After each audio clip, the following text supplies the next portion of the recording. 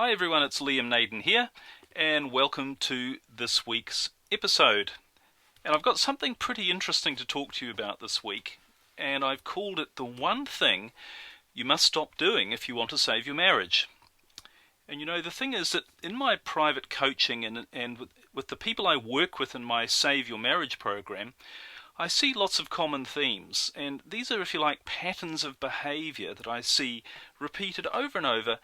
And it's very, very good, because one of the things it does is it allows me to see very clearly what does work and what doesn't work if you want to save your marriage. And not only if you want to save your marriage, but if you want to turn it into what I call the only sort of marriage worth having, and that's a great one.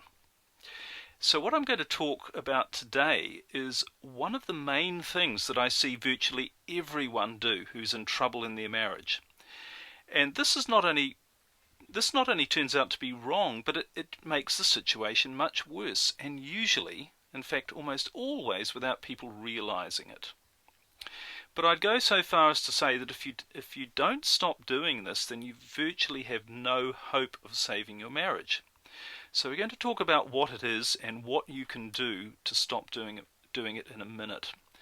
And the thing is, I've found this to be especially true of situations where one of the people in the marriage wants to save it and the other one doesn't.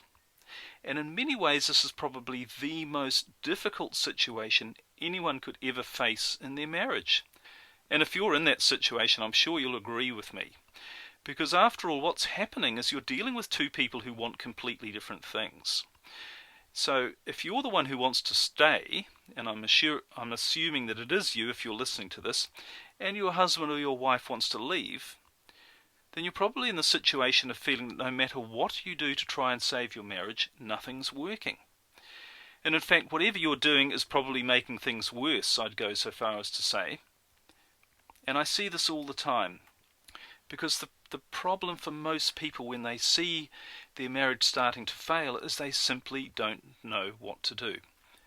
So what I'm going to share with you in this podcast is something that is almost certainly the opposite of what you're currently doing.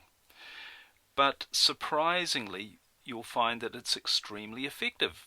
And it's probably something you haven't thought of before, and I find most people haven't, but it really does work. And as we work through the idea I'm going to share with you, it's going to make a lot more sense. And you'll see not only why it works, but how you can apply it in your situation as well.